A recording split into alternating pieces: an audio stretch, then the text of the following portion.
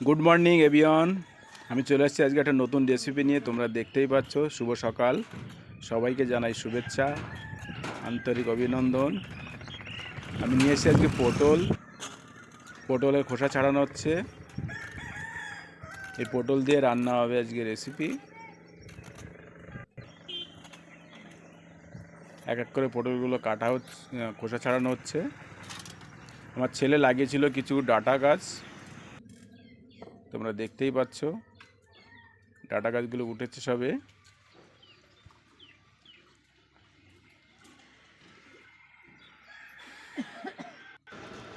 পটলের খোসাগুলো ছাড়ানো হয়েছে, আলুটাও ছাড়িয়ে নেব, বেগুনটাও একটু কেটে নেব।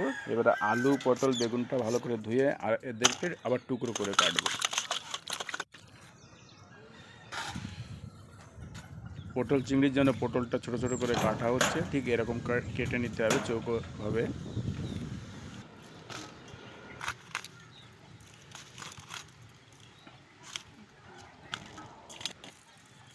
আর এটা কচি পটল ছিল, তাই এটাকে ভেজে খাবো। একটা পটলকে 4 টুকরো করা হয়েছে, লম্বা লম্বাভাবে। বেগুনটা ঠিক গোল গোলভাবে ছোট ছোট করে কাটা হচ্ছে। তোমার পটলগুলো প্রায় কাটা হয়েছে, এবারে বেগুনটাও কেটে নিলাম। তোমরা দেখতেই পাচ্ছ গোল গোল করে বেগুনটা কাটা হয়েছে। কিছু নিয়েছি কাঁচা লঙ্কাটা ধুয়ে নিলাম।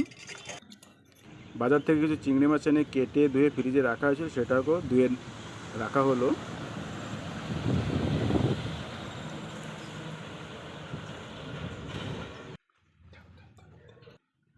উনুনটা ধরিয়ে দিয়ে কড়াইটা বসিয়ে দেওয়া হয়েছে। এবার একটা গামলার ভিতরে পটল আর বেগুনটা লবণ হলুদ দিয়ে ভালো করে মাখানো হচ্ছে, যতটা লাগে আর কি। কড়াই গরম হয়ে গেছে। কড়াই গরম হয়ে গেলে দিয়ে দেওয়া হলো কিছুটা তেল, এটা সাদা তেল।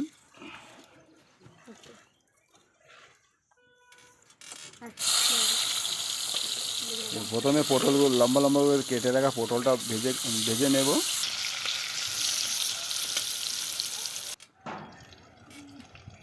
পটলটা ভাজার জন্য তোমরা আগেই দেখেছো আমি লবণ মেখে নিয়েছিলাম।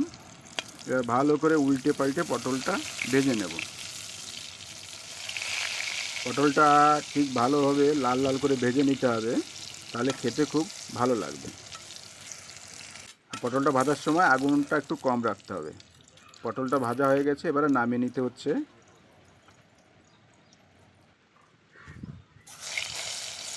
এর ওই তেলের ভিতরে দেওয়া হচ্ছে লবণ হলুদ মেখে রাখা বেগুনটাও ঠিক একই পর্যায়ে ভাজা হবে। সুন্দর করে ভাজা হয়েছে বেগুনগুলো। এর বেগুনগুলো নামানো হচ্ছে। ওই কড়াইয়ের ভিতরে দেওয়া হলো বেছে খুঁটে পরিষ্কার করে রাখা চিংড়ি মাছ। এটা অল্প সময় ধরে ভাজবো, ঠিক 2 থেকে 3 মিনিট, তার বেশি ভাজা হবে না।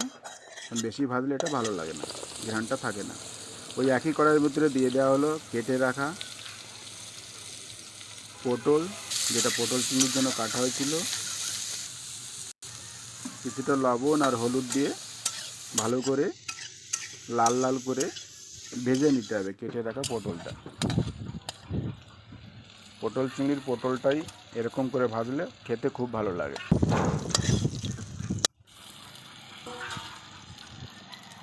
ওই কড়াইয়ের ভিতর দেওয়া হলো আলু, এটাও পটল চিংড়ির আলু। একটু সামান্য কিছু লবণ আর হলুদ দিয়ে লাল লাল করে ভেজে এটাকেও নামিয়ে নিতে হবে।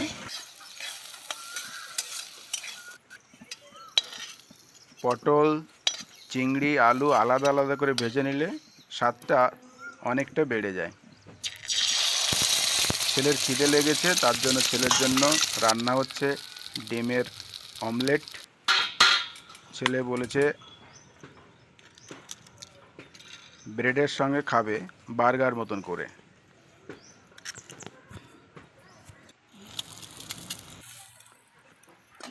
ডিমগুলো ভাজা হয়ে গেছে, কড়াইতে একটু তেল দেওয়া হচ্ছে।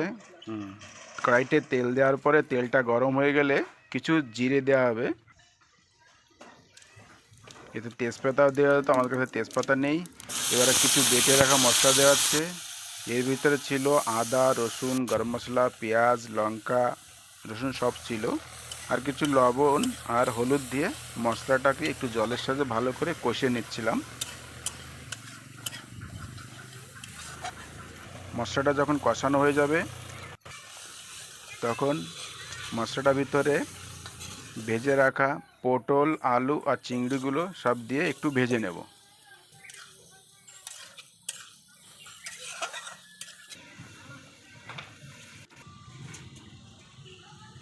এটা পাথরচুনির পাতা।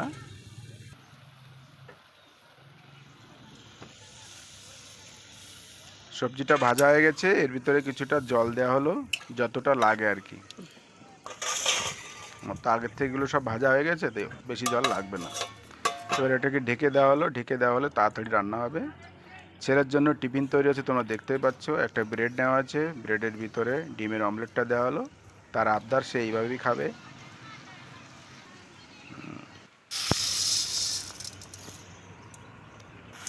ভাত রান্না হবে, ভাতের জন্য চালটা ভালো করে ধুয়ে নেওয়া হচ্ছে। এই ধোয়া জলটা আমরা নষ্ট করব না, গাছের গোড়ায় দেব।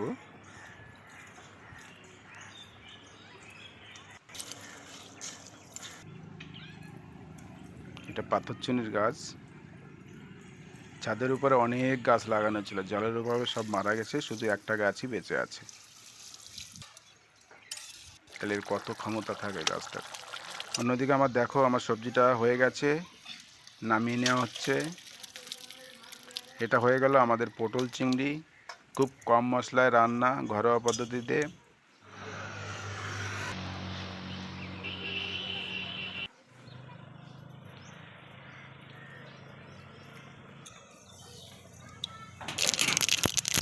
একটা কড়াইতে কিছুটা তেল নিয়ে তেলের ভিতরে শস্য সম্বরা দিয়ে শুকিয়ে রাখা আম একটু ভেজে রাখা হচ্ছে। তার ভিতরে আরও সঙ্গে দেওয়া হয়েছে কাঁচা লঙ্কা আর কচুর ফুল।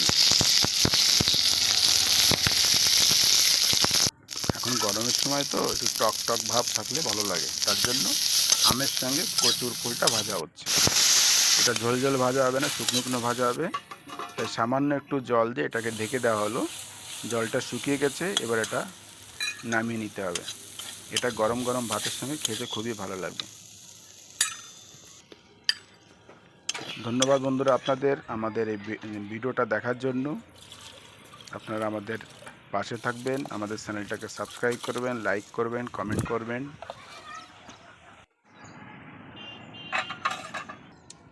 মাটির হাঁড়িতে রান্না হচ্ছে ভাত, এর স্বাদই আছে অন্যরকম। আমাদের রান্না হয়ে গেছে, এবার খাবার পালা। বেগুন ভাজা, পটল ভাজা, পটল চিংড়ি, আর অন্যদিকে আম শুকনো দিয়ে কচু ফুল ভাজা। খেতে খুবই দুর্দান্ত লাগবে।